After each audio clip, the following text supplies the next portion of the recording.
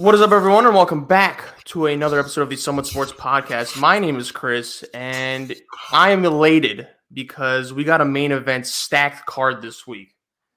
It's the biggest week of the podcast, but before we get on to the specifics, I need to introduce the regulars, the usuals. Jurg and Dame, fellas, how are we this week? As always, for myself, I'm doing good, Chris. This is the most anticipated show of the year, our most must-see event in Somewhat Sports history. This is really our WrestleMania at this point when you think about what this is for our show. So I'm excited to be on with the compatriots that we have on today. I'm very much looking forward to it. I know Dame is as well. Ain't that right, Dame? Absolutely. The NFL draft is my favorite time of year, to be honest. I look forward to it every year. Honestly, maybe it's because my Jets are like at the top of it every single year, but I'm very excited to do our mock draft. All right. Okay, now that we got the usuals out of the way, it's time to introduce two other Titans in this industry. They're Jurg's boys, but they're our boys now, Justin and Stu. Fellas, honor to have you guys. Pleasure. What's up, guys? What's up? Thanks for having me. Of course. Just football mania. I take Jurg's word for it that you guys are superstars and you know what you're talking about. And, I told him to assemble the best, and that's what he did. And that's what we're going to do now. We're going to have our 2022 NFL mock draft. Jurg, it's view season. This is what brings in the views. Stack lineup. Now, let's do this in order because that's what we do. We have 4 people here. I'll be moderating. I know there's 5 voices, but there's going to be 4 people picking. Pretty simple. And in the order they go in, they'll each have a certain number of picks. So the first pick will go to Justin. The second pick will be going to Damian. The third pick will be going to Stu, and the fourth pick will be going to Jurg. And then the order goes again. Justin will pick 5, Dame 6, Stu 7, Jurg 8. One by one. Pretty simple. I try to make it as simple as I could. But, fellas, why waste any more time? Everyone good? Should we go straight into it? I think we're ready. I'm ready. Beautiful. All right. Dame, you good over there? I'm perfect. Just making sure. All right. Okay. Dame's war room is, they're still gathering all their intel. Is he the one doing the papers? Yeah, I got mad papers here. Yeah, God forbid you mute yourself while I'm talking, but it's all good. Okay. So let's get straight into it. 2022 NFL mock draft. Jurg, WrestleMania season, like you said. All right. Now, with the first pick in the 2022 NFL mock draft. I'm not going to be saying all this, for every pick, but yeah. First pick of the 2022 NFL mock draft, and the first pick will be going to Justin. So, Justin, you'll be selecting for the Jaguars, and your pick will be. I thought a lot about this. There's a lot of spicy little moves that I think they can make. They're a team that has a lot of needs. I really, really want to help out Trevor Lawrence, but I just can't go against Aiden Hutchinson. I think he's going to be the number 1 pick overall. I think he's going to be excellent next to Josh Allen. That'll really bring their pass rush into fruition, and I couldn't go against it. Safe pick. I mean, there's smoke. Oh, you want to say something? No, I was just gonna say that's the safest pick in the draft. Honestly, a lot of scouts are saying that he doesn't have as much potential as some of these other pass rushers do, but he's definitely the most, I guess, NFL ready and safest pick that probably won't be a bust. For me, I like the pick. Some of the mock drafts I've done, I've leaned more towards protecting Trevor Lawrence. I think that's the most important thing. As a Colts fan, I watch what happens when you don't protect your quarterback. So for me, but I do like the pick, and I think Aiden Hutchinson, if he's there, well, he will be there. But when that time comes, there's going to be a lot of debate in that war room as to who they take. I mean, there's smoke that they might go Walker with the first pick. I don't know. I think that's crazy, but that's my opinion. Yeah, I think it's crazy too. But as a Jets fan at 4, I hope it happens. Wait, is the rumor crazy or is the pick crazy? The pick would be crazy. If you take Javon Walker at 1, Jacksonville should just sell the team, or whoever. I think there's a bigger chance they trade that pick than they take Trayvon Walker. Oh, all right. But I love it already. Haven't talked about the first pick. All right, with the second pick, this pick will be going to the Lions. So, Dame, who do you got, buddy? I'm going to go with the guy who I believe personally is the best player in the entire draft, and that's Kayvon Thibodeau out of Oregon. This is a guy that before the season was the consensus number 1 pick going into it, but then a lot of off-field issues kind of are around him and a lot of concerns around his off-field stuff. But usually the off-field stuff is really about him wanting to market himself, and in today's day and age with all this social media and stuff, I personally don't see a problem with that. If the guy can play, the guy can play. And this guy was an absolute beast. In his 30 games in Oregon, he had 19 sacks and 35 and a half tackle for losses. He's extremely athletic. He has extremely great pass rusher moves and all that. So to me, he's the best pass rusher in the draft. Although he's not maybe as safe as Aiden Hutchinson, I think he has a lot more potential and he has a pretty high floor. Just not as high as obviously Aiden Hutchinson, but for the Lions, I think this is a great pick. They could obviously go quarterback, but in a draft class that isn't high on quarterbacks, I think they just go with the best player available just to build the team around the next franchise quarterback, whoever they do bring in. Yeah, safe pick. Dame, I know you as a Jets fan, and Justin, maybe you could elaborate on this. We're hoping that maybe one of these pass rushers falls to the Jets. Don't know how likely that would be, but who knows? That was my pick. That was going to be my pick. All intensive purposes, Thibodeau was going to be my guy if he had made it to 4. Dang it, Dame. Well, you got 2 picks, Jurg, to reevaluate your options there. Valid point. All right. Any comments on Dame's pick? Jealousy that he didn't get the Jets. So, right. All right. Third pick will be going to the Texans. Stu, buddy, talk to me. Who are you picking with this pick? Well, considering Dame stole my pick, that was literally where I was going to go was Kayvon Thibodeau. Here's the thing. I look at it. I mean, there's a lot of holes here for Houston. There's a lot of different ways they could go, but they have a young quarterback that I think needs protecting, but Lovie Smith is a defensive-minded guy, and in my opinion, I'm taking the number 3 player on my board, and I think they probably will too if he's there. We're going Kyle Hamilton, safety from Notre Dame. Ooh, okay. I think he's the 3rd overall player in the draft. I think he's the best safety in the draft, and next to Sauce Gardner is the best defensive back in the draft. Well, are we saying this is the biggest surprise so far? For me, it is just because, and I don't doubt Hamilton's talent at all. It's just I've seen, not just from 1 or 2, every single mock I'm seeing for the last couple weeks has him falling down in the top 10. I've even seen a mock or 2 recently. For some reason, people have him falling out of the top 10. Yes. I can't see that happening. I don't think, I think the number one thing everyone's pointing to is his 40 time and stuff like that. I don't think a slow 40 time should have anything to do with a guy going from number 3 to 12.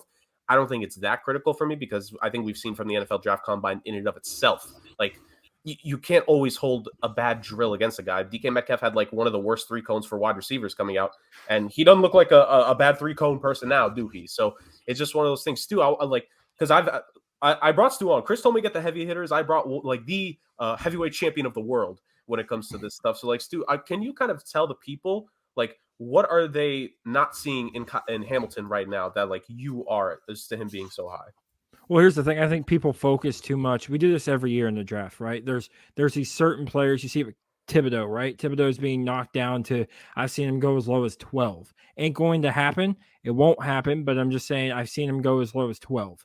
Same with Kyle Hamilton here. Everyone's focused on the 40 time. Everyone's focused on the combine numbers, and they forget that there's this thing called tape and film that exists, and they forget to, go by what the tape and film says. And to me, it says he's the 2nd best defensive back in this conference, or in the he's the best defensive back.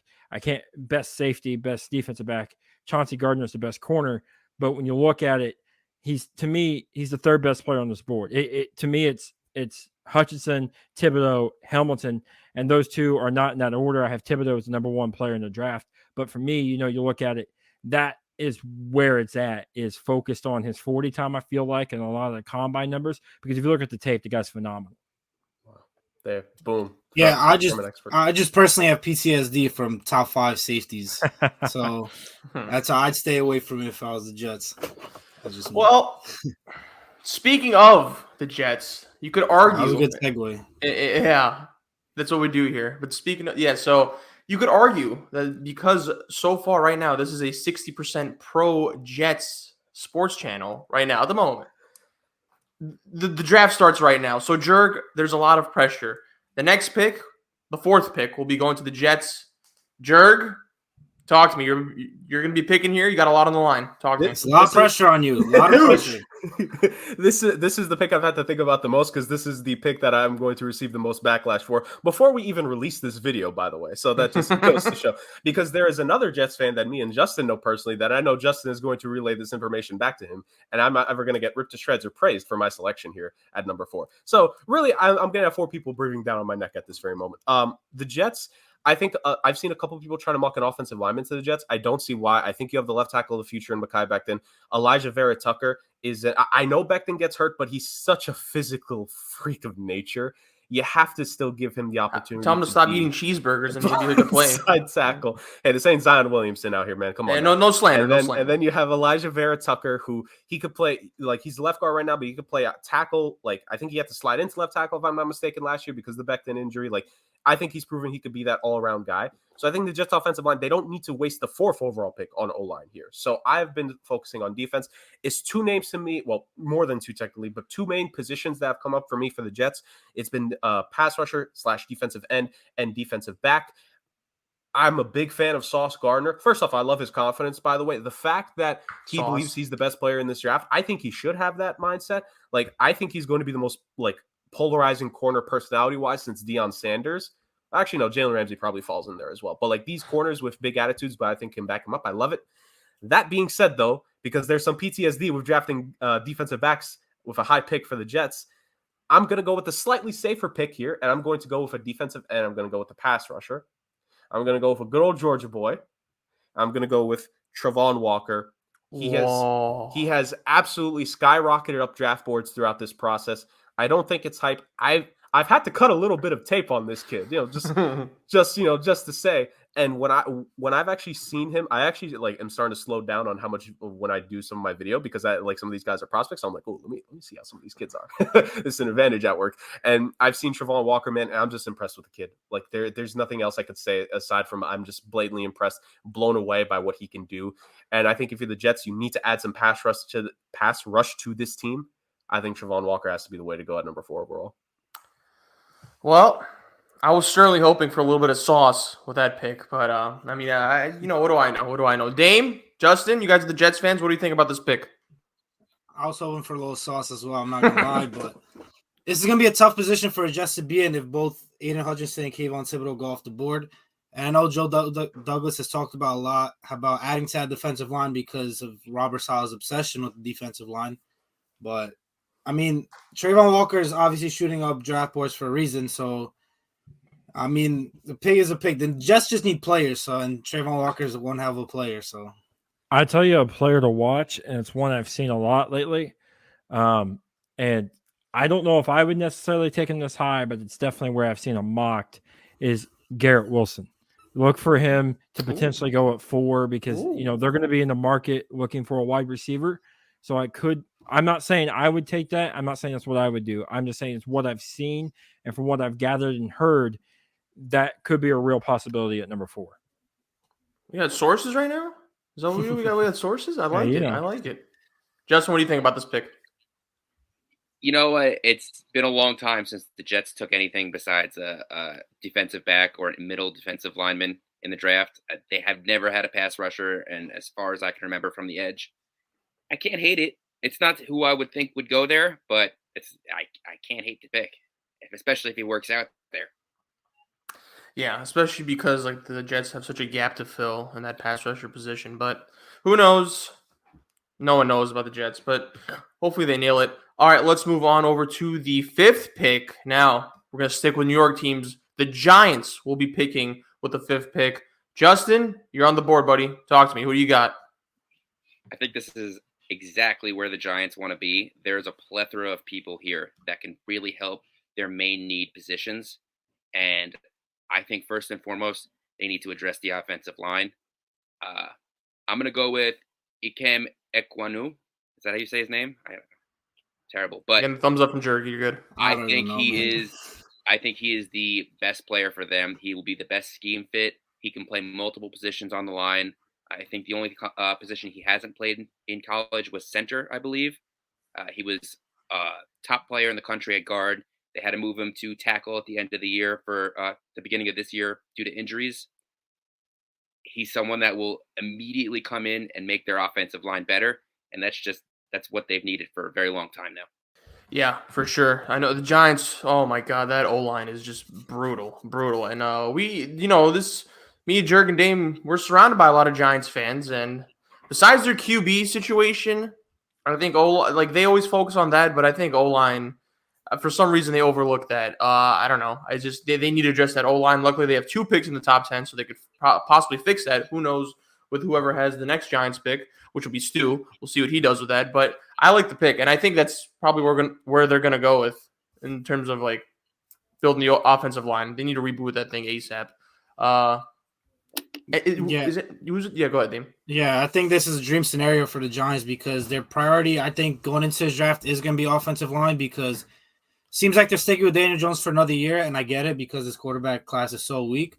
So you got to try to put the best possible players around Daniel Jones to really see what you got. And they've invested so much money in draft capital instead of wide receivers that they really need to add somewhere else. And I think offensive line is where they should do that. Other than Andrew Thomas, who's really been inconsistent, I really can't tell you another good offensive lineman on that team. And with the way this draft is shaping out so far, they get their pick of 3 top offensive linemen in this draft. So I think it's an ideal situation for the Giants. Anyone else before we move on? No? All right, let's go. Let's move on. Here we go. The 6th pick of the NFL draft goes to the Carolina Panthers. Dame, this is a team that you're interested in. I don't know. I'm just screwing around. I don't even know if you are, but Carolina Panthers select with their 6th pick. You got them. Talk to me. I know your buddy Sam Darnold is quarterbacking this team. Who even knows if he's going to be on the team? But go ahead. Yeah, I don't think my buddy Sam Darnold is going to be happy with my pick. Oof. Which leads to me saying that I'm going to go with Kenny Pickett here, first quarterback off the board out of Pittsburgh. Scouts are saying he's the most NFL-ready quarterback. He has the size for it. He's 6'3", 220.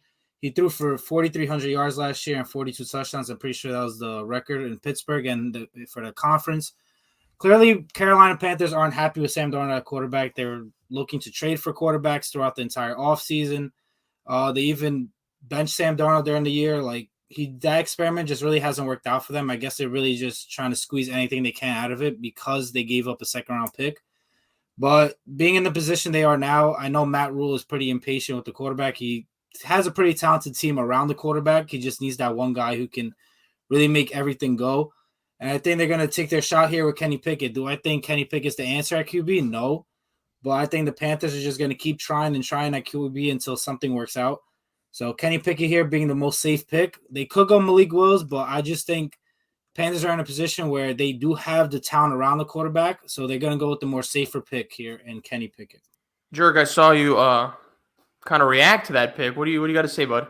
It's certainly interesting. I mean, Chris, we talked about this last week in context as well for future drafts when it came to that Saints-Eagles deal. Quarterback is going to be the position if you're going to take that risk with a pick like this, you're going to take it with a quarterback. Like coaches and GMs, if there is one singular position in all of sports that they'll take a risk with, it's going to be the quarterback position. So I'm not necessarily surprised here at the end of the day that Kenny Pickett would be the pick here. I think the thing is that they need a quarterback down there.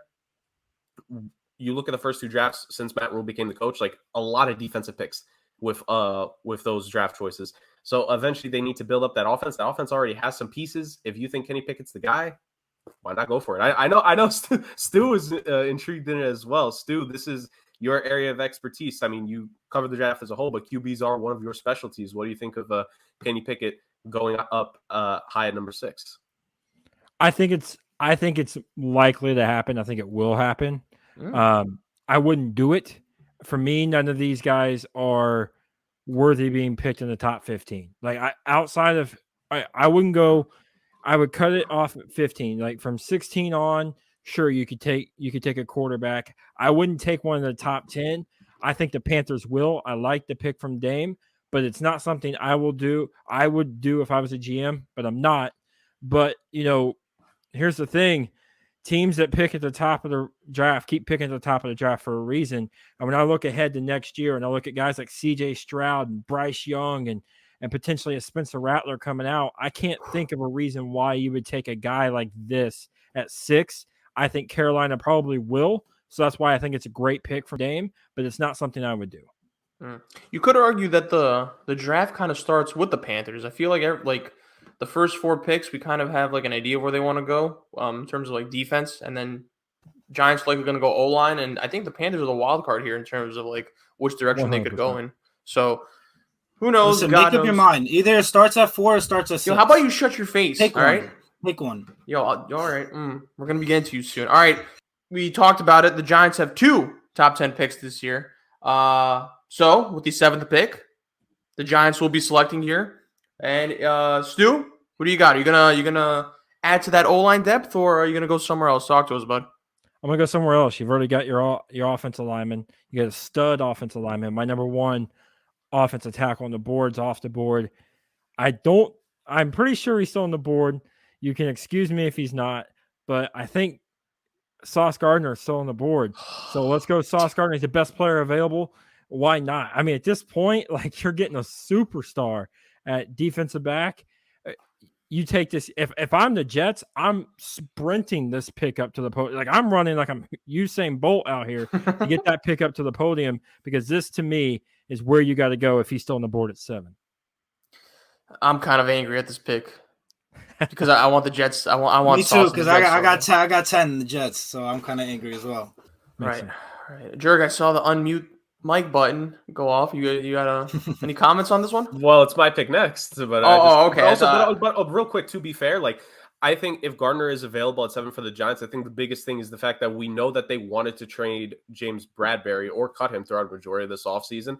And I know they just got Adoree Jackson, but I mean, if he was randomly cut by the Titans, I mean, that organization is, I've had my thoughts about the Titans for the last year and a half or so. Like, who knows if the Giants end up keeping Adoree as well? So it's like, why not get a young corner in there to kind of hit the reset for your defensive back? And here's the thing too. I understand that, offensive line, pass rusher is a position at need. When you look at the next pass rusher, you're looking at the kid potentially from Florida State. Like, are you really going to take that kid at 7? I don't know, but I look at it and say there's no need to reach here. There's no need to draft for need at this point.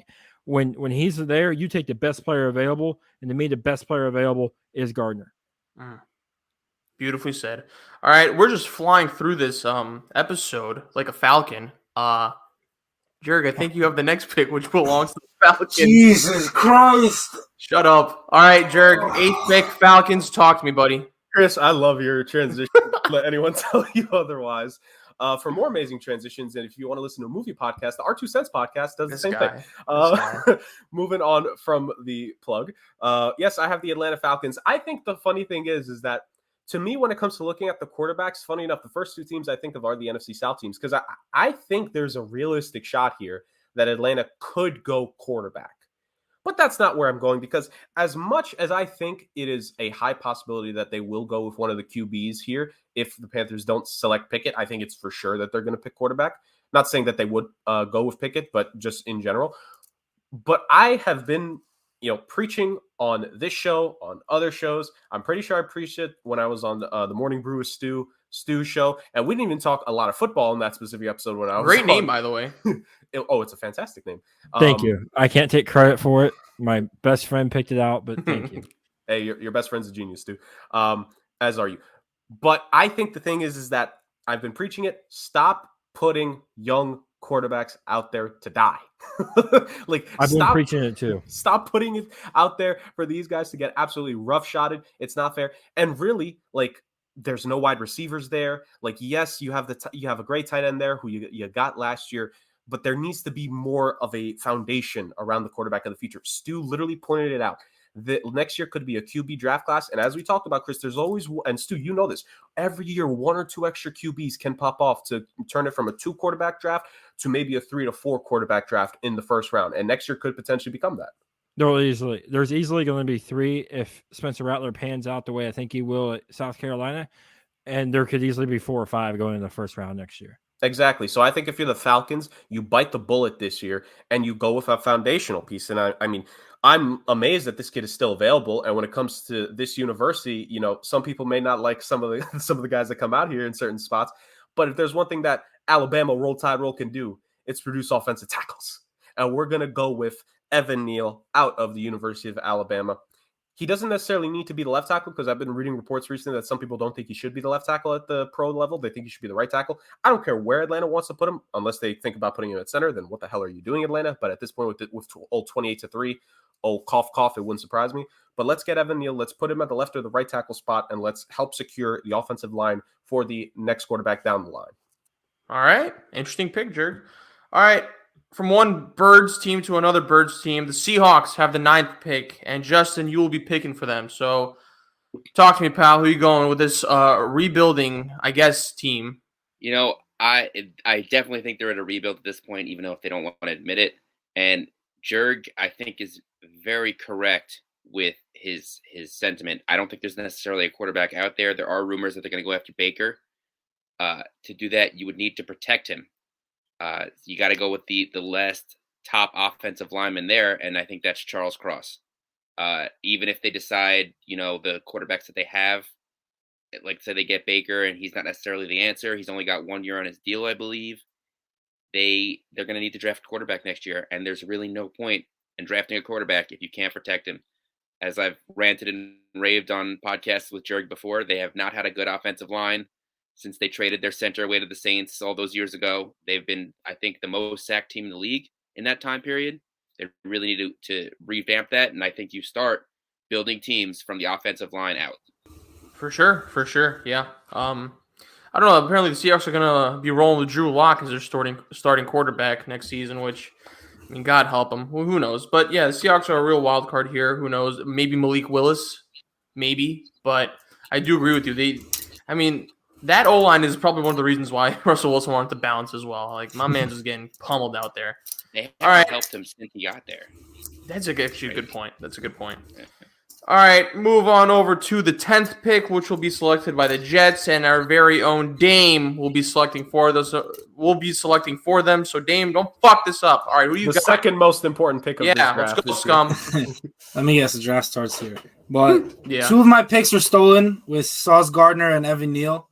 So I'm in a bit of a predicament here, but it was really tough for me to go away from cornerback and go in Derek Stingley because the Jets do have a big hole at cornerback. But since they went with defense with their 4th pick with Jurg, I'm gonna go here with a wide receiver. I'm gonna go help out Zach Wilson. There's 3 wide receivers that I think are options. You got Drake London, Treylon Burks, and Garrett Wilson. Although I do think Garrett Wilson is the best wide receiver here, I think the Jets go with Drake London, because I think Garrett Wilson is very similar to Elijah Moore, and they're 2 small guys that kind of work in space. But what the Jets need is a wide receiver on the outside that can go get the ball. They don't have that big wide receiver that can go up and make a play when the ball's at its highest point. So I think they go with Drake London out of USC. The guy's 6'5", 209, runs a 4.40. He's an athletic freak. That's exactly what the Jets need on the outside. You need a guy that Zach Wilson could just throw it up and he can go get it. Corey Davis isn't that guy. Obviously, Elijah Moore isn't that guy. Elijah Moore, although he is elite, he's a guy that kind of works in the middle of the field. But you need to be able to spread the field out for Zach Wilson and give him a lot of different kind of options. And I think Drake London is the perfect pick for them. He's fast, he's huge, and he's great at contested balls. What's the player comp for Drake London? I saw Mike Evans. That's my player comp for him. Okay. Yeah. All right. I like that. Justin, what do you think about that pick? To me, he was the best fit for the Jets. I think that he does exactly what they need. He's not the guy that's going to have the breakaway speed, and I am worried about his injury history and his lack of production in his first year at USC. But that being said, he's the big end zone target that can go over the top. He's a guy that can stack receivers. He's going to spread the field. He's going to open things up for guys like Corey Davis and Elijah Moore, and even Braxton Berrios coming across the center.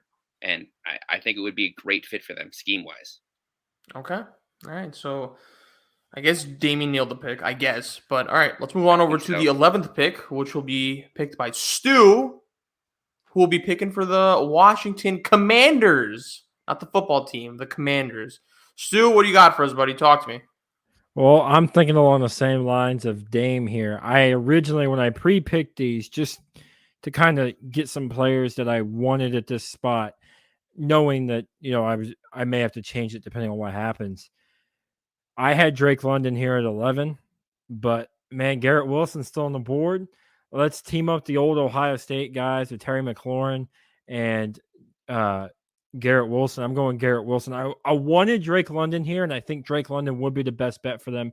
And I say that because having watched it last season, Carson Wentz is a little sporadic with the football. And, being a Colts fan, having watched that last year, it would have been great to, have a big receiver that has a catch radius as big as Drake London. So I think that's what they would have needed, is a big-time guy. But Garrett Wilson's the best player available on the board right now as far as the wide receiver position goes, and that's where I would have gone. That's where I'm going. If I'm Washington, I think that's where they'll go as well. Okay. Yeah, I guess this is the part of the draft where we kind of debate what's best player available versus team needs, which is always a fun time because it makes for a good conversation. But I like the pick. Especially teaming him up with Terry McLaurin. That'll definitely give Carson Wentz some weapons. No excuses. We give him no excuses. Yeah. But he's not your problem anymore, Stu. He's not your problem. Right. You're free now, brother. You got Matty Ice. Yeah. Which, God, what an upgrade. All right, 12th pick, Jurg. Speaking of favorite quarterbacks, I know he's your boy, Kirk Cousins. No, he's not. I'm just joking. But he's my boy. You will be picking for the Minnesota Vikings at 12 here. Talk to me. So Minnesota, it's really interesting because honestly, for me, kind of in the same mindset as Stu, I tried to, if not exact players, I tried to pre-pick positions at this point for a lot of the teams. And I think the thing with Minnesota is that the offense has been performing at a very good rate. They've done a good job at drafting and building an offensive line low-key the last couple of years. While Kirk Cousins is Kirk Cousins, which, it could be a good or bad thing depending on, week-by-week basis, he's still a more than serviceable quarterback. You still have two very good wide receivers there to help him. I think the offense is set. So I've been looking at defense the entire time and seeing what guys could be available because that defense is starting to get a little bit older. I think we were talking about before, if Kyle Hamilton does somehow slip into the double digits, I think we have back-to-back teams here, Stu, in the Washington Commanders and in the Minnesota Vikings that would love a Kyle Hamilton if he could somehow, some way fall down all the way to 11 and 12. Yeah, if Kyle Hamilton falls down to 12, I want him to pull a Josh Rosen and say there were 11 mistakes drafted ahead of me because, my God. If he falls to 12, if I'm Minnesota, I'm throwing a parade. Like, how does a guy like that get there? I'll be interested to see where you go here with this pick, Jurg, because I know where I would go, but it's going to be interesting to see where you go. Yeah, so honestly, where I would go, I was very scared momentarily because I thought this guy was going to get selected, but I was saved at the very last second because he went with another selection.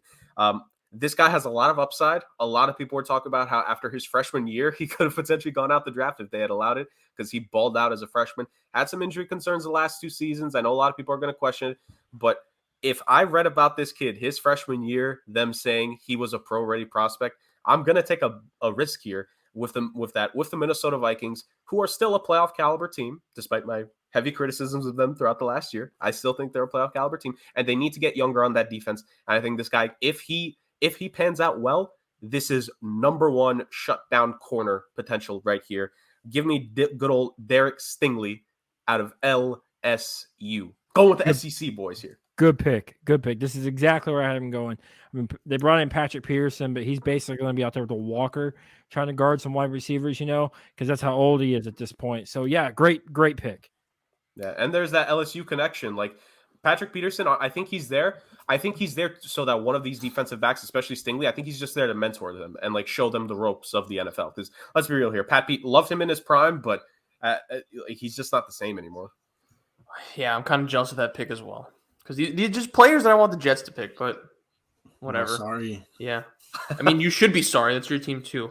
But I got to say, this is the draft of just double picks because everyone's got 2 in the first round, it seems like. And we're going to keep that theme going with the 13th pick, which will be selected by the Houston Texans. Justin, you'll be picking for them. Who do you got? This is a tough situation, I think, because, for me, the Houston Texan team needs are literally every position. There are some good guys that have fallen here. There's some interesting players that they, could take. I think they need a leader. And I think that to do that, I think they reached out a little bit. And I think Devin Lloyd is their guy. I think he could be the true leader of that defense. He can play all over the field. He's a rangy guy. I just think that is an excellent fit to rebuild there. And I'm going to go with linebacker Devin Lloyd. Okay. All right. Rebooting the Texans defense. right there. All right. Any comments on that pick or we good? Very interesting pick. Obviously, it's a little bit of a reach, but sometimes, like he mentioned, like you need that leader on your defense before you get all these elite playmakers that really are just there to play and not really those leaders. So bringing a leader like that to put right in the middle of your defense could just make everybody else better. So I really like that pick for the Texans, who, like you said, need literally everything. Yeah, I think to echo the sentiment, like I've more so seen Devin Lloyd projected in the back half, especially the back third of first round mocks. But I can't blame it at all if you think he could be a guy to really make an early impact on that defense. And I think the thing with Houston is that at this point, and hindsight will be 2020, but you need to go with guys that are going to be able to play right away. And I think Devin Lloyd is going to be able to play right away. Like this kid was a stat sheet stuffer in Utah. He could get sacks, tackles for loss, caught a couple of interceptions, like a tackle machine for the Utah Utes. Like he can make an impact right away. That's not a bad pick there, especially like linebacker. I think still to this day in college football, like they still like there is a some cachet that comes to that position. They need to hold a lot of captaincy and defensive responsibilities there. If you want a guy that can handle that right away, you would go with a kid like Devin Lloyd. General consensus, solid pick. All right, let's move on over to the 14th pick, which will be the Ravens pick, the Baltimore Ravens. Dame, you'll be picking for them. Who do you got? It's very close to me deciding between an offensive lineman and a wide receiver here because I think they need both, but I'm going to lean with the offensive lineman here. I'm going to go with Trevor Penning out of Northern Iowa. The reason being is because I think this team's foundation is the running game and that offensive line. And obviously, and their other tackle, Ronnie Staley, although he's probably one of the best offensive linemen in the league, left tackles in the league, he does get injured a lot. And he's obviously making a lot of money. So you kind of got to not only fix the other side of the line, but also protect yourself if he does get hurt again. So I think Trevor Penning, he's 6'7", 320. He's the best tackle left on the board. And just based off the foundation of this team, which is running the ball, whether it's with their 15 different running backs or Lamar Jackson, I think Trevor Penning is the perfect choice here because it strengthens what your team's foundation is. Instead of going with wide receiver, so Lamar Jackson could just throw it 10 feet over his head. Nice shots there. All right. Okay. Yeah, that'll be an interesting pick because the Ravens kind of got derailed by injuries last year. And they seem to be a team that, when healthy, they're a contender, in my opinion. So the fact that they're it's not like a high pick, but it's so certainly not a low pick either. So, Took my pick again. Dame is he's killing me here. Nice. Okay. We move on over to the 15th pick, which will be the Eagles. And Stu, you got this one. Talk to me. Well, let's think here. Jalen Hurts is the guy that they're building around. You look at what's a quarterback's best friend outside of an offensive lineman? It's a wide receiver. They hit with Devontae Smith, but there's another guy on that team that kind of missed with. His name's Jalen Reagor. And by miss, I mean they swung and they struck out 4 consecutive times. So I'm going with the best receiver left on the board, in my opinion. And let's bring in the big-bodied, big, strong kid out of Arkansas, the SEC wide receiver. Let's go Treylon Burks. That's interesting. That is interesting. Will definitely break the heart of me and Damien's mutual friend, who's a Cowboys fan, who's interested in that, who's interested in Burks. But yeah, goes to the Eagles, which would, man, him and Devontae would be something to watch too. You have lightning, and then you have thunder. You have the big play, deep ball guy, and Devontae Smith, and then you have it's third down. We need those tough yards. Let's throw a slant route to Treylon Burks, let him break a couple tackles and get that 3rd and 5. For sure, and I think it'll definitely free up things for Devontae Smith as well. So I think it's a solid pick. Any comments before we move on over to the halfway point of this draft? More just a fun fact. The Eagles are now the first team since the early 2000s Detroit Lions to select a wide receiver in the first round 3 drafts in a row. So little note of trivia right there. Appreciate it, Jurg. I think overall it's a really good pick. I think the thing is, if you are going to go receiver for either of the first, if you're Philly, you need to go with someone who perfectly counterbalances what Devontae Smith brings. All due respect, he's shorter than me and he's way lighter than I think all 5 of us out on here. So I think you need to go with a big body guy. You need to go with a guy who will make those contested catches, like you guys are saying, get after it at the high point of a pass. I think the perfect selection here in Treylon Burks was selected. It just I can't argue with any of Stu's picks. Like, this is why I brought him on, because like he's gonna make all these picks and I'm like, dang, I can't argue any of them. All right. Yeah, this is one of the guys I was definitely considering at 10 for the Jets because a lot of people are comparing him to Deebo Samuel. Like you said, he kind of works the middle of the field. He gets a lot of end arounds at Arkansas. He takes a lot of hits, but he's a big guy that can take these hits and kind of plays like a running back and a receiver at the same time. So adding him to the Eagles and, like you said, complementing Devontae Smith, it's perfect for them. Obviously, it's all going to depend on how Jalen Hurts works out, but they had 3 first-round picks this year, and now they traded one away, and now they have 3s next year. So even if Jalen Hurts doesn't work out, whoever quarterback they bring in next year, he's going to have 2 studs at wide receiver to work with. Well, that brings us to the midway point of this NFL mock draft. Round 1, of course. The next pick, the 16th pick, will be made by the New Orleans Saints, which is owned by our very own Jurg. Jurg, again, we stick with the theme of the double picks. The Saints, this is one of their first 2 first-round picks. So who do you got? It's interesting because I think there are a lot of different ways that you could go here if you're the Saints. Just because they need talent on this team. They need young talent. They need cheap talent because the salary cap hell that they have been through, they've essentially lived in the final ring of Dante's Inferno when it comes to the salary cap the last couple of years as an organization. It has not been good for the Saints and everyone that works in the finances and economics department in terms of just the salary cap, to say the very least, of the organization. It's interesting because I've seen a lot recently that talks about the fact that the Saints could go with quarterback with one of these 2 picks. And now that we're entering the halfway point of the draft, I think it's a way more realistic possibility that they could go with one of the quarterbacks now, because I think you're starting to enter that point where if a quarterback at this point gets taken, let's say at 16 or 17 by another team, I forget who it is off the top of my head, but like, let's say, I think now from this point on, I don't think a lot of people are going to complain with the quarterbacks because you're not wasting a top 5, top 10 pick on a weak quarterback draft class, which has always been a critique on the not so strong classes. Like, are you using a draft pick in a class that the quarters aren't so great on paper? So when it comes to that, the Saints, man, they could go with a lot here. Man, I have to go with, because they've been a 1 wide receiver team for a while here, I got to go with a wide receiver here, and we got a couple options. This is really interesting because we're going like on it's not in a row, but we're going on a mini run of receivers here. There are some teams in the back third of the draft that really need receivers, so this is going to be another blow to those teams that are hoping to get some guys. That's why trade-ups are a real possibility come draft day, but we don't do trade-ups here because that would be way too much, so we're just going to go with the pick straight up. Not to deviate anymore, I'm going to go with, just based off of I think they're going to run with this kid's potential. He had a boom year at Alabama. I'm going to go with another good old SEC boy, Jameson Williams. I think they're going to go with receiver. I know it seems obvious that Chris Olave would be the guy, but you already have Michael Thomas to run the slants. Is he alive? Let's go with him.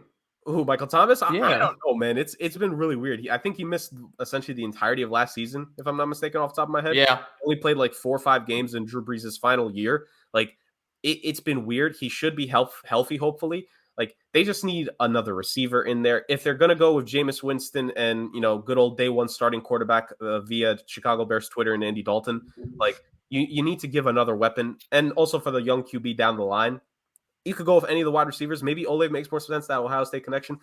And I know he got hurt, but dang, Jameson Williams just popped off the screen so many times last season. Like, I don't see how, I think they're going to be willing to take the risk here, because I think for this organization at this point, they'll take it. I'm only mad because I had him selected with another one of my picks later on. So I'm only mad because you chose him and I couldn't. I like the pick. Here's the thing though, Jurg. They traded up and they gave up a first-round pick for this pick, I believe. I can't remember what all was involved in the trade. It was just all draft picks. It was the first next year and then a couple other mid-round picks. Yeah. I think they know something that maybe we don't know. Mm-hmm. Something tells me there's probably 2 guys that they like here at the quarterback position. Right. Whether it's Kenny Pickett and Malik Willis, whether it's Kenny Pickett, Matt Corral, but I think Pickett's the guy that they want. I really, really do think so. Right. But the question here is, does Carolina take him? I like this pick, and this is probably where I would go. But if I had to think like where I think the Saints would go, it'll be interesting to see, because if Malik Willis is on the board and you have a guy like, Jameis Winston on your roster who could teach, which, by the way, Jurg knows I don't like Jameis, but if you can teach a young guy like Malik Willis kind of how to play the game at least decently, I think this is the right way to go for me. Right. But Well, this is where the two first come in, though. You could use the other one. You're exactly right. I'm coming with the next Saints pick. I'm coming. 2 more. All right. I'm ready. Well, yeah, but you're not next. So how about you shut up real quick while we get there. All right. Next pick is the 17th pick, which will be made by Justin, who will be picking for the Chargers. Chargers seem to be a new powerhouse team in the NFL. So, Justin, it looks like you're going to be adding on to, I don't know, a new player in town, some might argue. Talk to me. Yeah, they're a team that they finally got a quarterback well, it's not like they haven't had a quarterback because they had Phillip Rivers forever, but they finally have a quarterback that they think they could take that next step. And now it's about building pieces around him. I was really tempted to go with a lineman here. I know they lost Brian Bulaga, and I think they cut him, I believe, with an injury designation. But the arms race in the AFC West, it's going to be all about defense for the Chargers. And they went heavy on the defensive line. They went heavy in the secondary. And there's 2 guys here that have fell. So I'm a little torn, but I think I'm going to go with the production. And I'm going to go with George Karlaftis out of Purdue. I think that on the edge, on the other side of Nick Bosa, maybe have Khalil Mack coming down the middle. I think that would be an excellent move for them. Certainly add to their sack production. Okay, I like the pick. Any comments, Dane? Defensive end, Khalil Mack and Bosa, one hell of a pass rushing group right there. Poor Patrick Mahomes. Now you're adding Karlaftis, like that kid. I think he could be one of those guys where it's like he's kind of sliding to an extent. I don't know how what his average mock has been, but I think maybe the Chargers would be the best case scenario because he faces no pressure on that defensive line. Like Bosa and Mack are going to be the guys creating all the pressure. Like he might have a big rookie season just off of proxy of being next to those two, and I think that would be if you're talking about a dream scenario for a defensive lineman. I think that could have been it. I don't really have a disagreement with that. I think my other thing is I maybe would have considered slightly defensive back here because I just think the injuries that they've suffered over the last half decade with their defensive backfield, I would have gone there for depth, but I'm not going to disagree with that pick at all. Adding a young defensive end is a good pick. That's really what I was torn about. I was thinking Trent McDuffie is another guy that I thought might have gone higher in the draft, but I mean, they've had some issues with injury on the defensive line as well. Nick Bosa's missed some time. Khalil Mack is not known as, the perennial starter. He misses time with injury. Having a young guy like Karlaftis to even fill the void if they need to, I think would be a good move for them. Here's the thing with Karlaftis. I love this kid, but think about what this does for Khalil Mack. Because you're going to have Bosa, now you have Karlaftis. If I'm a defensive coordinator, I think of all these unique ways now I can use Khalil Mack. I don't just have to rush the passer with him. But what that does is it sets him up for when he does rush the passer. You haven't been rushing the passer with him that much because you've got the rookie, you've got Bosa, and now all of a sudden here comes Mack. If I'm Patrick Mahomes, man, I'm not sleeping. I'm not sleeping the weeks that I have to play the Chargers if they draft Karlaftis. I'm not. I'm just telling Brittany, listen, get some beer, put it in the fridge. I'm staying up all night because I don't know what I'm going to do when I have to face this team. Sleeping on the couch. Yeah.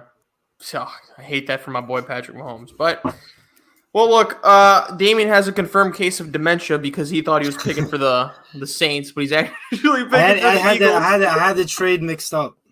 I thought it was 18. They got 18 instead of 19. Yeah, well, clearly you don't listen to episodes of Somewhat Sports when you're not on. But yeah, the Eagles. I was reporting in LA. You're right. But you will be you're picking next with the 18th pick for the Eagles. Dame, who do you got? It seems like you have to do some last minute. I'm fine. Okay. I'm fine. So obviously the Eagles with their first pick, they went with wide receiver and Treylon Burks, which was an outstanding pick. So now I'm gonna go with the defensive side of the ball. They could really use anybody on the defensive side of the ball. I know they love their defensive line. Their secondary was pretty good last year, but I'm gonna add to that secondary. On the opposite side of Darius Slay, I'm gonna go with Andrew Booth out of Clemson. I think he's the next best cornerback available. And Darius Slay had an incredible season, but I think obviously he's getting old, and just putting another young cornerback on the other side of the ball that he can not only learn from Darius Slay, but he can become better because he doesn't have to slide into that number one corner role automatically.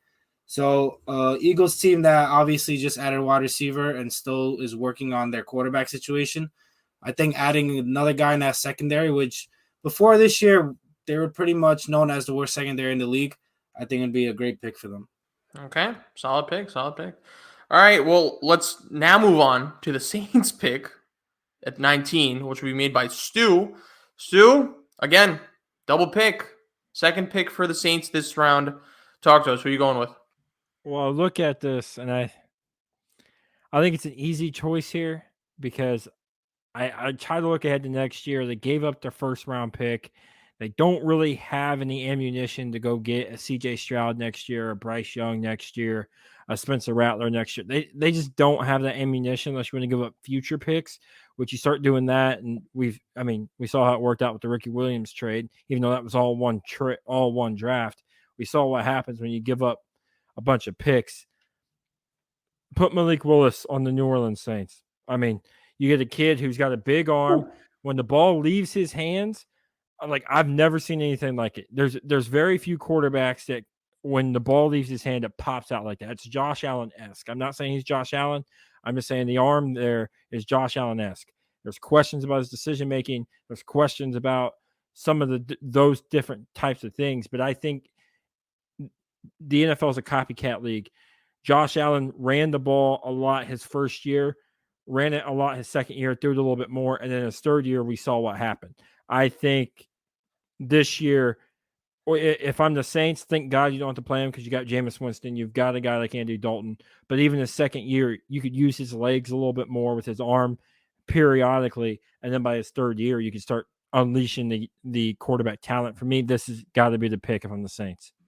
You know, I'm kind of surprised that Malik Willis actually dropped to 20. I feel like he could kind of go within, it could. Depending on like maybe the Falcons or the Seahawks or even the Panthers, I think he could go top 10, possibly. Who knows I'm what probably they getting do? cussed out, or right now we're probably a phone call from Mike Tomlin cussing me out left and right because I think he probably wanted Malik Willis. So if I'm the Saints GM, I'm probably expecting a phone call from Mike Tomlin right now. Steelers are definitely hoping one of them drops. Steelers are hoping one of them drop. Tomlin has the next pick. But Justin, Jurg, what do you make of this pick? I like it. I think Stu's right. They have no ammunition for next year. They are clearly putting all their eggs in one basket because they got a guy they love. And Malik Willis has some of that arm talent that you just don't see in an everyday quarterback and an everyday draft pick. He's right. Maybe the decision-making isn't off, but I always felt that you could teach the mental or the X's and O's type of the game that's teachable. There's something intangible about his physical attributes that you're not going to teach anyone. So I think it's a great pick. I think also the underrated part about this trade, Chris, when we look back at the discussion we had about it, and Stu alluded to it after I made my first selection with them, is the fact that I think the Saints are gearing up for a double pick here, depending on what the quarterback situation. Because you're right, I think there's a chance Malik Willis could go to the Saints. I think you bringing up the Seahawks is interesting because, Seattle, they didn't protect Russell Wilson for a decade. Why bother with the next rookie quarterback that's coming in right now either? Maybe they just end up going for quarterback with their selection as well. So honestly, who knows? It all is based off of where the shoe drops on who picks the first QB when. I think it's a very much intangible thing. I think the Saints, Stu was 100% right. They got that other first round pick because they want to pair quarterback with whatever other, offensive selection they make. Depending on the way the draft shakes up, like if Willis and Corral are both still there at their first rounder, like was with us, I think they take a risk at another piece because then I think they'll hedge their bets on them still getting a quarterback with that second first rounder. And it just so ends up that they get Malik Willis, who, all due respect to Matt Corral, me and Stu know of a guy who's a big Matt Corral fan. And I think Matt Corral could be good potentially. I've heard some people say, like, in terms of being a pro style QB, he could be that guy in this draft. But I think you can wait on the QBs again here. And I think if you could go offensive lineman or wide receiver, which is what we ended up going with, I think that's what you should do personally. I completely agree. The only thing I say, and I say this every year on my podcast, I say this every year come draft time. If you're in love with a guy and he's there when you pick, you take him. Don't take the chance on maybe he'll be there at 19. If let's say it is Kenny Pickett and he's there at 16. Don't wait for him to potentially be there at 19 because Pittsburgh might trade with Philadelphia, and the next thing you know, bam, your guy's gone. And you could have had the guy that you loved. Yes, you may like Malik Willis or Matt Corral, but you were in love with Kenny Pickett. Now he's gone. If I'm the Saints, I'm not saying what you made was a bad decision. Pick 16 was a great decision because they still got a really, really good quarterback for the future. But it'll be interesting to see if they're absolutely in love with one single guy or if they feel the same way about two guys, because they'll tell you if they make a pick that's not a quarterback at 16, that tells you they don't really care who they get at quarterback at 19 because they like multiple guys all the same. You guys bring up the Steelers, who honestly could. Yeah, I think they're in need of a quarterback if you think about it. But Mike Tomlin will kind of make anyone look kind of good, at least, or respectable. Jurg, you pick for the Steelers next. Talk to me. Who do you got? Well, first off, I do want to say, because we didn't get to do a show based off this, but RIP with what happened to Dwayne Haskins, obviously. Yes. And, his chances of continuing, being, taken out away from him and his family and everyone else. Adam Schefter, you got to get with the times is all I'm going to say. You just got to get with the times. You got to understand how 2022 is. That's all I'm going to say about it. Beep that guy. Yeah, honestly. Like, it just he's so in news reporter mode. Like, I understand it. But that now is not the time to report news in depth like you do, like a draft. Hey, he's your coworker though, Jurg. You work with him. Yeah, so that's why I will stop and I will continue here. So with the Steelers, kind of like you said, Chris, this could be a case where it's really going to be intriguing to see what happens with the Steelers.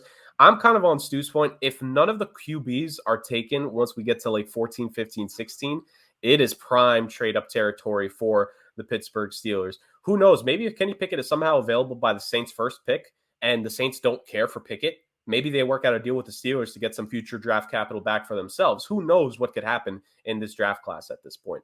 And that'd be actually funny if the Saints got 19 and 20 back-to-back. It's even more margin for them, or less margin for them. But with the Steelers, I'm going to go with the fact that, Justin had mentioned it when he made the Seahawks pick. When Seattle traded Max Unger, an average offensive line became significantly below average. You get a top-tier center there. To me, the second most important position on an offensive line is the center, because the center is the one dictating everything at the line of scrimmage. He can get the guards lined up. He can make sure that everyone is seeing eye to eye. A great center can make the rest of the offensive line play up a little bit to that next level. And there's a kid here. He's not always getting a lot of praise for what he is because he does play center, but I love him so much. He could be a stalwart on an offensive line. How have the Steelers found success in years before? Look at when they won championships back in the 70s. Look at when they won with Big Ben Roethlisberger. Offensive line, they had some good pieces there. I got to run. Even this past decade when they didn't have success, they had one of the Pouncey brothers there. And you could say whatever you want about the Pouncey brothers. Both were all-pro caliber centers throughout their career. That is an undisputable fact. So let's go back with the center position here in Pittsburgh, and let's go with Tyler Linderbaum with this pick. We were talking about this last year. They selected Najee Harris, neglecting the offensive line. The offensive line performed a little bit better, I think, than what a lot of us, myself included, thought last season, but that still doesn't mean that you should neglect it. I think they need to run with O-line here. Linderbaum, like I said, great center. Last year's draft gave one or two good centers. I think the Chiefs, they got the kid, Humphrey, I want to say. He was the one that they ended up going with. I think the Packers or someone else selected a guy in the second round who ended up playing snaps for them. Center, I don't think is a position you can waste a pick on necessarily, because I think a really good center can help. And I got to go with him here to Pittsburgh. I got to go with him in the good old black and gold with the Steelers. I like the pick, Jurg. I don't think they're in a need to get a quarterback. I mean, sure, when I say the name Mitchell Trubisky, some of you might laugh, but I think that's more with – I think that had to do more with Matt Nagy. And I think we saw that a lot last year with Justin Fields and the way that he was misused a lot than it does necessarily with Mitchell Trubisky, and the fact that he also sat behind Josh Allen, learned from Brian Daboll as well. They give him a 2-year deal. If it was a 1-year deal, I would say, okay, they're looking to really kind of draft somebody this year. They gave him a 2-year deal, and I think they only take a quarterback if one of the guys they really like is there. I don't think they trade up to get one because, again, they gave Mitchell Trubisky a 2-year deal. I think that says something. as opposed to a 1-year deal where it's like, listen, man, you're only here to get the rookie ready. 2 years, I think they look at it and they say, we could probably make the playoffs with Mitchell Trubisky. We were close with Mason Rudolph. I think the AFC West is going to beat each other up. Maybe our own division will beat each other up. Like, we could potentially do this with Mitchell Trubisky, and we may not even be in range to get a Bryce Young or a CJ Stroud next year. So we may have to ride with Trubisky one more year. And I think they went ahead and tied up those loose ends. But I like this pick from Jurg. I got the Stu seal of approval. That's all that matters to me. Dope. Okay. Next pick will be going to the Patriots, which will be selected by Justin. Justin, talk to me. This is our rival team. Who do you got? He's going to pick a 5th-round safety just as revenge for all the Bill Belichick. Right. I hope so, because absolutely not going straight punter. No. Hey, actually, that's a good pick. Go punter. That's a good pick. If I'm Bill Belichick, I'm probably punching air right now. I think Tyler Linderbaum would have been an excellent pick for them. They just lost a couple offensive linemen, and they need someone to protect. I'm going to blank on the quarterback's name right now. It's killing me. But their rookie quarterback. Yeah, Mac Jones. Oh. I'm just trying to block all Patriots things out. That was. No, but if I am picking here, they need some help on defense. They addressed a lot of offensive players last year in free agency. They need some weapons for Mac Jones, but they also need to replace J.C. Jackson. Their linebacker group is getting old. They could always use some pass rushers. I'm going to go with Nakobe Dean here out of Georgia. I think he's a fast guy. He'd be very versatile. I think Bill Belichick would love to use that kind of Swiss Army kind of guy. He's good in coverage. He's fast. He's got elite quickness. I think he'd be an excellent fit there, unfortunately, to torture me for many years to come. Yeah, this is very much a Patriots pick, just adding to that defense when they know they have a all right quarterback that needs weapons. They're just going to go straight defense just to keep teams to 10 points because they know their quarterback can't get any more than that. So it's very Patriots-like pick right there. We're here for Patriots slander. That's what we do here. Sorry, Boston scum. All right. You're making me feel some type of way, my guy, because I am in love with Nakobe Dean as far as a player goes. My number one linebacker on the board. All you have to do is turn on the Florida game. You'll understand why. They put him out there where the corners are. The quarterback drop back to a pick six. He can cover a tight end with anybody. And playing Josh Allen, you're going to need that. Playing a guy, playing the Dolphins who have Mike Gesicki, who may get a lot of looks considering Tyreek Hill is going to be double teamed. Jalen Waddle is going to be double teamed on the other side. You have a guy who can cover him one-on-one. Man, I wanted to root for Nakobe Dean, but now you're making me have to cheer against him, dude. I like the pick, but you're making me feel some type of way. Yeah. I mean, my player comp for player comp for Dean is like if you watch Devin White of the Bucks, very similar games. Very fast, plays all around the field. Very similar games. And I also had my number one linebacker as well. Well, Dame, you're picking next. 22nd pick goes to the Packers. Who do you got for them, buddy? Well, I know they're not going to go this way because they just never went this way, but I am going to go with a wide receiver for them. And the best wide receiver on the board right now is Chris Olave at Ohio State. That's what I think they should go with here. Obviously, they lost Devontae Adams. That still doesn't make sense to me after you brought back Aaron Rodgers. But Packers going to Packer. Chris Olave, he could have came out the draft last year and still been a first-round pick, but he came back to school and he still produced this year. He might not be a top 3 wide receiver like Drake London, Burks, or Garrett Wilson, but I think he's right there right after that group. I can see the Patriots taking him right before this pick, but for the Packers, I think it's a perfect pick. He's a great route runner. He runs deep routes. He runs short routes. He runs every route in the route tree, and I think that's exactly what Devontae Adams did. And sure, it's not going to be Devontae Adams, Aaron Rodgers, but one hell of a replacement. He's going to be obviously cheap on a rookie deal, and him and Aaron Rodgers should have a great connection because of the great route runner that Olave is and the production they showed in college. All right. We move on over to the 23rd pick, which is owned by the Arizona Cardinals. Stu, you're picking for them. Talk to me. Man, there's a lot of ways I could go here. I mean, you look at it, Jordan Davis is on the board. Jermaine Johnson's on the board. Man, there's a lot of ways we could go here. I'm very tempted to go wide receiver back-to-back picks. Dame just went wide receiver. I think that's a position of need for them. George Pickens is on the board. Jahan Dotson from Penn State's on the board. But I think I'm going to go Trent McDuffie from Washington. I like him. I like him a lot. He's my number 3 corner behind both Singletary and Gardner. For me, this is the pick. Yeah, Cardinals are they're in a weird situation now, especially with the Kyler Murray situation. Who knows? Well, when it's a situation where you're always going to collapse in the second half of the season because your coach just has been doing that since college, like, yeah, you got to get something to help. And if it's not going to be the offense, which we saw like kind of fall off in that second half of the season, you got to root for the defense to make some stops.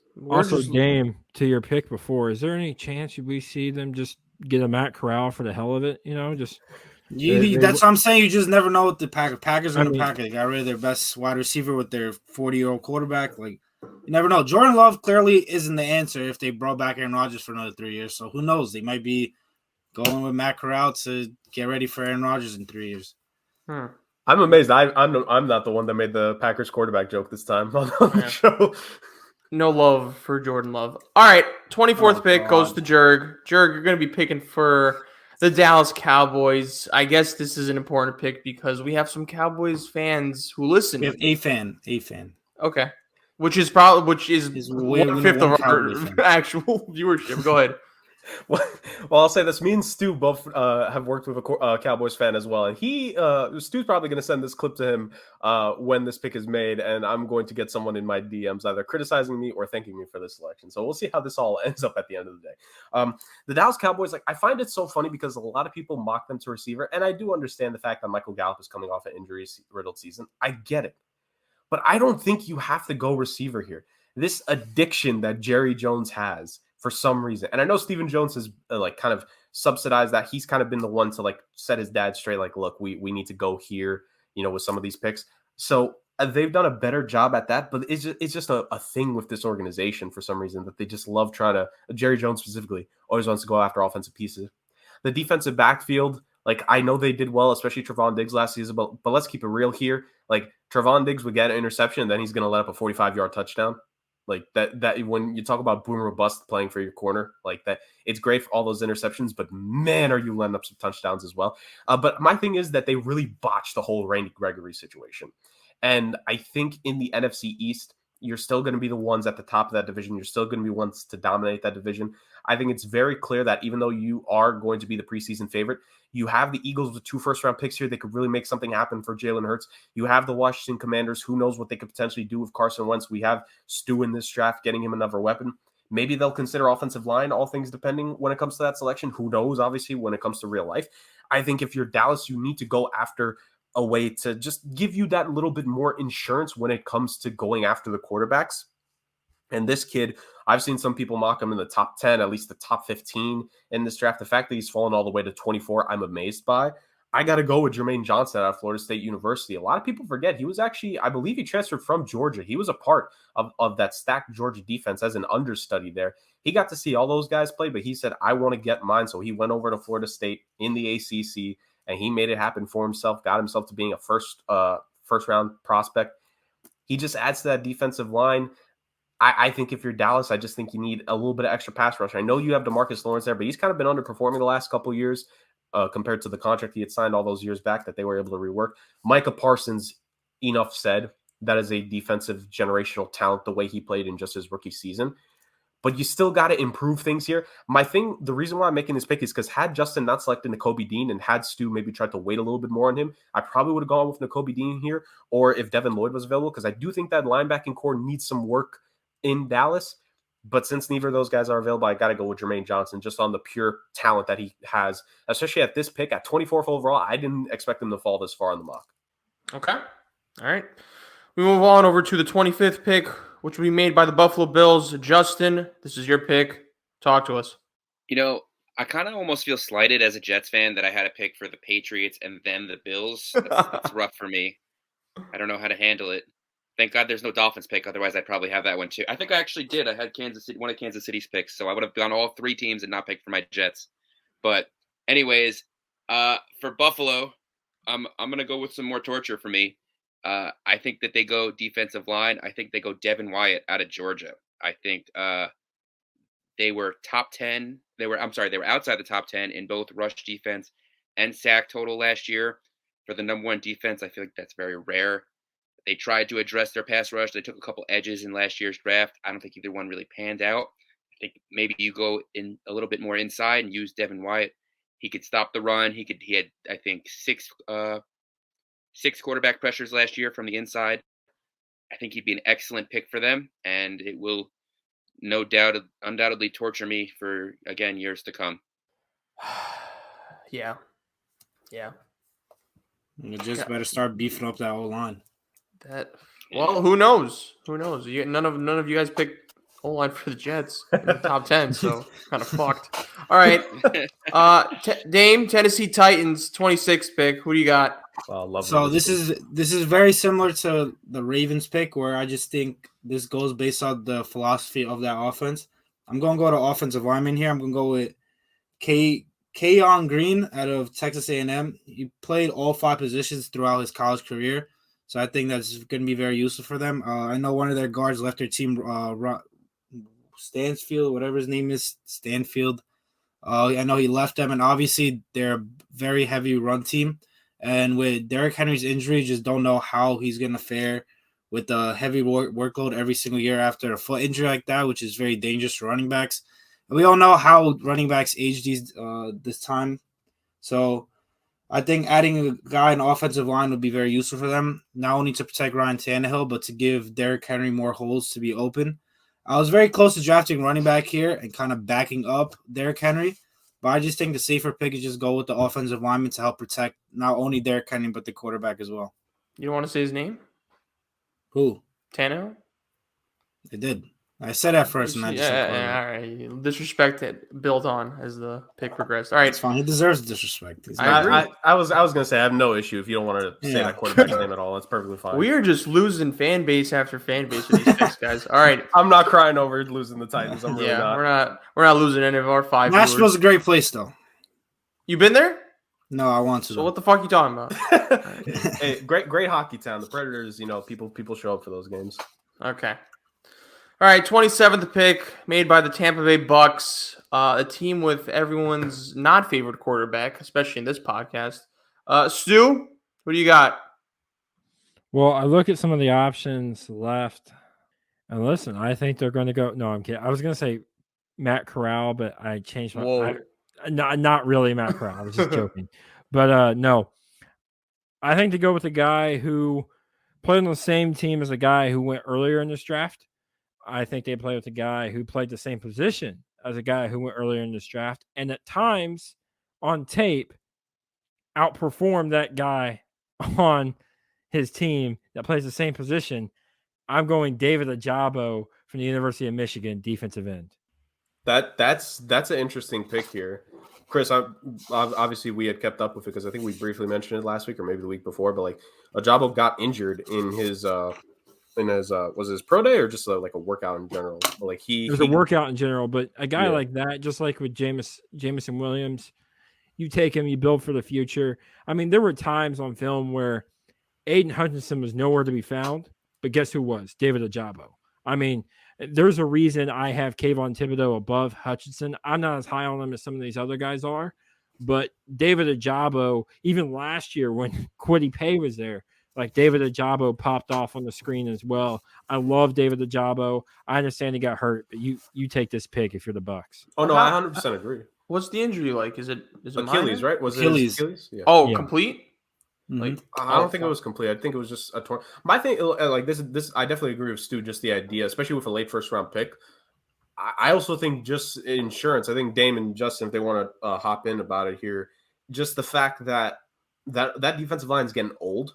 Like it was so great during that Super Bowl run, but those guys are starting to get a little bit older, and you kind of felt like that defense took a bit of a step back last year. I think it was mainly because Levante David and Devin White, both underperformed to an extent last season. They were both still great, but just that defense didn't make the same impact as it did in the previous year's playoffs. I think this is just a insurance pick to Stu's point where you're building for the future. this guy, when it comes time to let one of those offensive defensive linemen go specifically, you keep both your linebackers and you have this kid ready to go. Kind of like to Stu's point, I remember hearing Ojable's name last season, when looking up stuff about Kwity Paye. So to get him now, like this is also a guy I've always personally, like I've tried to stay away from like one-hit wonders because I'm not the biggest fan of them sometimes because I feel it's kind of like here nor there. Like he's not a one-hit wonder at all. Like you've been hearing his name for at least 2.5 years now. And I feel like the Bucs could kind of take that risk too. All right. We move on over to the 28th pick, which will be made by the Green Bay Packers. Jurg, you're going to be picking for them. This is their second pick of the first round. This is Matt Corral, correct? It has to be. It has to be. No, actually, no. Carson Strong. What are you guys talking about? I find it really. First off, I just want to say for the record, I think every single mock draft I've ever been a part of, I've got a Packers first round pick in there. I don't know how it happens. It just does. I just know what's better for Aaron Rodgers at the end of the day than his own organization, which I think speaks more to the general managing of the last 20 years than anything else. But moving on from that. It's really interesting. So Dame went with the biggest thing, and that was wide receiver with the 22nd overall pick. The thing with the Packers, I know we are stressing the need for wide receiver, and they do need wide receiver. But I think the thing with the Packers is that there are still a couple other positions on that team that need solidifying. And I think when people talk about, what they could do with those 2 first-round picks, if they end up just keeping both and not trading up and packaging them for one of the higher-end receivers, is that I think the route to go is receiver one way. The receiver with one of the picks, and then with the other pick, you go attack another position. Because this draft has I think there are some second, third round guys in this draft at the receiver position specifically that can make an impact. So I think with the Green Bay Packers, I think it's just about looking, from there, and we look at what else could be available. And there's a couple guys on the board here that I think they could definitely go with, both offensively and defensively to really help out this team. I'm just going to go with the fact that they've had so many injuries along the offensive line the past couple seasons. I think they just need to build a little bit of depth just in case. I think with bringing back Aaron Rodgers and the fact that they lose Adams, I think they're going to heavily rely on Aaron Jones and A.J. Dillon. And, quad god A.J. Dillon, he can carry the ball 10, 15 times a game. He can kind of take a load off of Aaron Jones because, correct me if I'm wrong, I do remember, at least I think Aaron Jones got hurt last year. So kind of like to ensure that doesn't happen again, try to make it more split. I think they got to go with a guard here. Some people may not like the fact that I'm going with him late first round, but I think he's a good run blocker. I think he could really help. He was a good run blocker in his college career. I'm going to go with Zion Johnson. I'm assuming it's pronounced Zion. Zion Johnson here out of, I believe it's Boston College. The kid can help block. With the Packers offensive line the last couple of years, that's what doomed them in that game against the Tampa Bay Buccaneers. They had lost David Bakhtiari. Yes, they went through the regular season, but you saw what happens in the playoffs when your offensive line isn't 100%, sans Aaron Rodgers and Patrick Mahomes in the same run to the same team. And Johnson is just there just to help build up a little bit of depth for that team, make it so that if they suffer an injury, it's not going to be too killer for the organization and the coaching staff. Bakhtiari coming back is obviously a big deal. It lets you put guys back at their other positions, but I think just adding another guy there in case someone gets hurt, help things solidify one of the guard spots. I think particularly right guard, I think would be big. So I'm going for Zion Johnson. 2 offensive players to help Aaron Rodgers for the Packers. That's unheard of. And I could bet my house on it that's not going to happen. But here in Somewhat Sports, where we actually have common sense and are going to help our quarterback, that's what we're going to do. We have a low-key slogan on this podcast, and it's make common sense common again. That's what we need to do. And that's what we are trying to do here. Like, we've already gotten the wide receiver, which they haven't picked a skill position player in the first round since, 2003. For context, 3/5 of this crew was – actually, no. I'm pretty sure Javon Walker. Yeah, I was going to say yes, Javon Walker, but I was also going to say the fact I'm pretty sure all of us were in elementary school when that pick was made. Maybe middle school at most. Jesus Christ. When all of us have earned our high school and college degrees ever since the last time they picked a receiver, it's not good. And I'm talking about all 5 of us. It's not even one of us was – no, all 5 of us have earned several degrees ever since they last picked a receiver. That's a problem. That's just a problem, man. Get your shit together, Green Bay. All right. I don't know how to kind of segue from that, but yeah. All right. We are in our last batch of draft picks. 29th pick goes to the Kansas City Chiefs. Justin, you're picking for them. Talk to me. Who do you got? I am. This is another one where I'm kind of torn. They lost 2 major players this year on both sides of the ball in Tyreek Hill, and then they lost Tyrann Mathieu. I think I'm going to go here with Lewis Cine, I'm not sure how to pronounce his name, out of Georgia, the safety. He's an excellent player down there. I think in his entire career, he had over 150 tackles, and he's only missed 11, I think, were broken or missed tackles. I think he's an excellent fit there. He'll be all over the field for them. And their major need last year was secondary. That's the secondary and the offensive line were both a wreck. And I think this will very much help them down the stretch at the end of the year because they really need that help. For sure. I mean, Chiefs have back-to-back picks here. So, Dame, are you going to continue helping there? Since you have their 30th pick and you'll be picking for the Chiefs right now? Yeah, like you said, they had two big departures on both sides of the ball. And your pick kind of dictated my pick. So I'm going to go help the other side of the ball where Tyreek Hill left. It's a couple wide receivers here that kind of in the same class. But I'm going to go with the guy who I think has the most potential, is kind of slept on. I'm going to go with Christian Watson out of North Dakota State. Beginning of the season and beginning of the draft season, this guy really wasn't talked about a lot. But now throughout all the workouts and from film and as the draft is getting closer, this guy's rising up draft boards really quickly because of his physical nature. He's 6'4", 208 pounds, runs a sub 440, which is absolutely insane for a guy that big. And clearly, Tyreek Hill is that explosive playmaker for them. And I think Christian Watson, although he's obviously not Tyreek Hill, he's not as fast as him or not as explosive, he kind of adds that element to that offense. Vanda Scanley obviously isn't that. He's not it. You could talk about his speed all you want, but he's not that guy, as we've seen with Aaron Rodgers. But adding a guy like Christian Watson, who I think has the most potential out of any of these wide receivers that are left on the board, I think it'll be an absolutely great pick for the Chiefs. With Patrick Mahomes, giving him Patrick Mahomes is just going to help him reach his ceiling that much quicker. I like the pick. Like he said, this is a guy who's risen up the board a lot lately, a guy that, you see and get mocked in the first round. He has some drop issues. Now, I don't think the drop issues are because he can't catch. I think it's a focus problem. He isn't focusing, catching the ball all the way to a tuck. So that's something that can be fixed. I'm not worried about that. I like this pick. There's a lot of guys you could go here. Jahan Dotson and George Pickens. Some people like an Alec Pierce. I wouldn't take him in the first round, but a lot of people do. I like the pick for Christian Watson. Give him Patrick Mahomes, dude. He might as well be a superstar. Okay. I think both picks, because of all the teams with multi-first round picks, this is the only one that happened really consecutively back to back. All the other ones have been a little bit broken up. By the way, credit to our little crew. None of us had the same team twice, but we all really helped fill out each team well. I just want to say again, there's some NFL experts on this panel. I think both picks. I think with Lewis Cine, with losing Tyrann Mathieu, and yes, they got Justin Reed from Houston. I actually kind of like Justin Reed probably a little bit more than what some people's reactions were to that signing. But I don't think it's a bad thing necessarily to add some defensive back help to that team at all. Corner also would have been a more interesting route. Maybe could they find a way to slot? I don't know. But I think corner is certainly something that they could look at. Maybe if not with one of their first, maybe in the second. Because, God, who is left on that team to play at the cornerback position at this point? Because they did lose Charvarius Ward to, I want to say memory says he went to San Fran, if I'm not mistaken.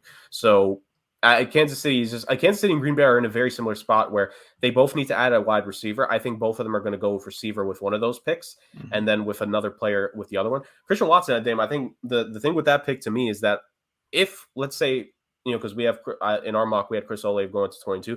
Let's say he gets taken before 22. I wouldn't be surprised if Green Bay, again, in this talk about kind of Stu's point, in certain cases, you should just take the guy you want.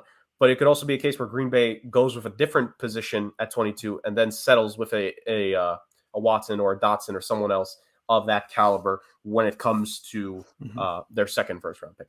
To me, that's the biggest thing. So I think you guys performed it perfectly. And to Stu's point, when it comes to the Chiefs and also the Packers, it's Aaron Rodgers and Patrick Mahomes going to throw you the ball.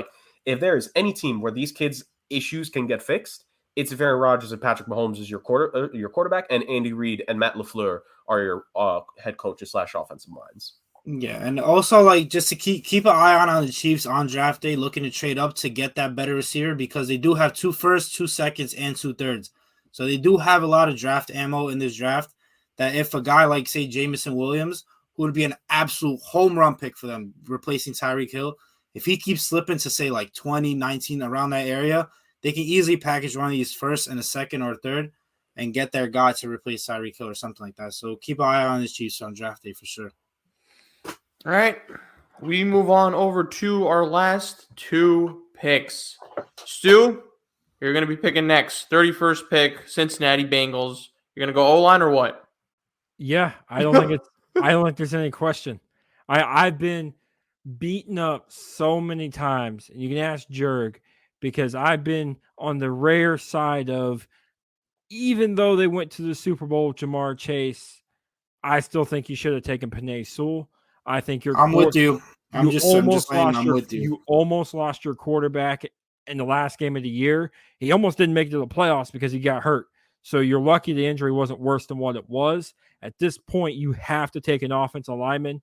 If not, then I'm convinced that they're trying to kill Joe Burrow. For me, the best offensive tackle left is the kid from Central Michigan, Bernhard Raymond. Would have to be the pick there to protect your guy, Joe Burrow. At this point, there's no other option. And you missed your opportunity with the gold jacket guy in Penei Sewell last year. I understand you went to the Super Bowl with Jamar Chase, but at least you get somebody this year. The only thing you can pray for, if you're a Bengal owner, like a Bengal fan, or maybe, a Bengals executive, is that maybe one of these guys falls. Maybe a Trevor Penning isn't viewed as high as some of us view him. Maybe, just some of these guys isn't viewed as high and they fall down the draft board. But if not, I think this is where you have to draft for need as opposed to best player available, because you can't get Joe Burrow killed again. You just can't do it. I don't disagree in any way, Stu, because I was with you all last year up until draft day, and even on draft day. Like on our mock last year, I had that Bengals pick, and I went with Penei Sewell over Jamar Chase. Like, I just think, like, to make sure Joe Burrow doesn't get decapitated like a Mongol horde was what, took him down in the backfield. Like, that's the most important thing. Do you, in like, when the draft does come, because of all the moves that they made at offensive line already, because Jonah Williams is the left tackle, they did get Lyle Collins from Dallas. They signed Alex Kappa from memory for Tampa Bay. Does that make you think that maybe they have a little bit of leeway, or do you think they should just like keep hammering it home? Let's finish out like this hat trick of really good offensive lineman starters. Let's go with another O lineman at 31. They could go a different way, and they might, because they brought in Lyle Collins, like you said. But man, like I just don't know how you justify not taking Penei Sewell last year and then not taking an offensive lineman this year when you watched your quarterback around week 15, week 16 get hurt, and then you went in the playoffs, and luckily he was healthy and he took you to a Super Bowl. And that's what everyone keeps telling me is they went to the Super Bowl. They went to the Super Bowl. Well, you're lucky because he got hurt week 15, and there was a good shot he may not have made it there. Maybe they do, and I won't be as upset with them as I was last year, but because you did go address the offensive line. But for me, it's like, are you going to get a receiver? No, you have Jamar Chase, you have T. Higgins.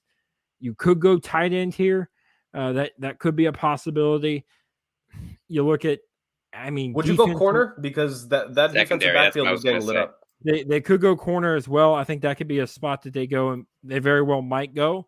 But for me, I think you have to protect the most valuable player on your team and the most valuable player in your organization, and maybe the greatest Bengal already in Joe Burrow. Not a hot take, but could be a hot take. Just takes. All right, final pick of this mock draft. Jurg, 32nd pick goes to the Lions. They're building something in Motown.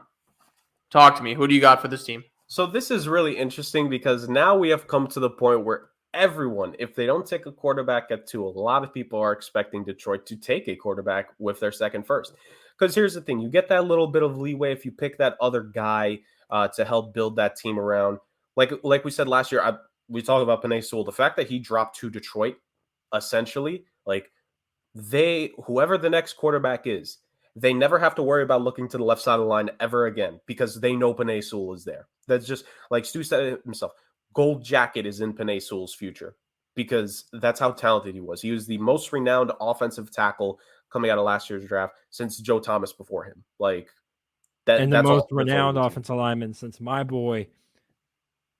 The other way, no, whichever way he is on the screen. No, you're good. You're good. But I wondered there, but then I looked at this. Like, wait, we good. But no, yeah. So when you have, and the funny thing is, a lot of people forgot the Colts also traded up for Quentin Nelson as well. So it's clear that teams value offensive line when they can get it. And I think what Detroit's trying to do here is they're trying to build this the right way, where they're building up for that next QB. And maybe, just maybe, they could consider a potential next QB to be in this draft.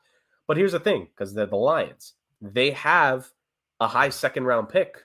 As of now, we still have Desmond Ridder, we still have Sam Howell, and we still have Matt Corral available. I don't think if it shapes up that way, like if Detroit is considering one of these QBs and 3-4 of them are taken at this point, I think maybe you should just go with that last one. But to our mock draft, we only have 2 QBs going, which, by the way, I'm really shocked by.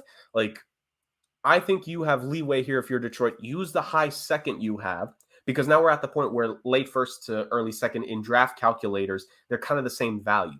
So I don't think you need to stress out going for a young QB here, because you have a chance very soon after. I forget what their next pick is off the top of my head, but because they were so bad, like they'll 34. have 34. So literally you have 2 of the next 3 picks now at this point. Now we are only doing a round 1 mock, of course. So, we're not going to make any picks from going there, but you have the opportunity to go with another selection. So all that aside, my rambling, which I'm famous for on this channel and everywhere I am, you can go with a couple different places. I'm just looking at my board. I'm going with just a guy that Detroit could potentially like just fall in love with. I think he could potentially be a Dan Campbell kind of guy. He's gotten a lot of hype. He's got a lot of hype in the pre-draft process with that 40 time he ran.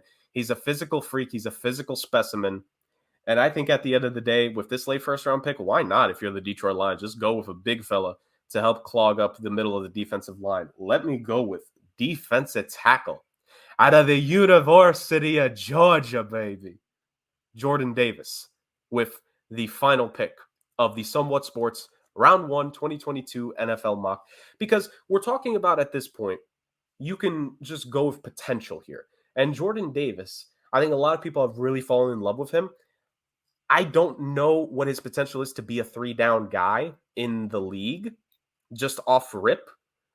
But I think from what I've seen of him, like this kid can make a couple plays, and you get a guy like him at 32. My God, like you're celebrating if you're Detroit, and you just bring the big fella in and let's see him work. And maybe they can mold him, because let's be real here, they had some pretty good picks last year. Again, Penei Sewell, they got the wide receiver who I love the most in terms of depth round picks, Amon-Ra St. Brown, just because of his name more than anything. But they got him last year. He was almost a 1,000-yard receiver as a rookie. They added DJ Chark, so I think they got some weapons there. I think the offensive line is fine. Just add a little bit more talent anywhere else. Detroit's one of those teams where they can add talent anywhere. And Jordan Davis, just that's just a gift if they can mold him. I like the pick, Jurg. Thank you guys for having me. I really got to go, getting a phone call, but For sure.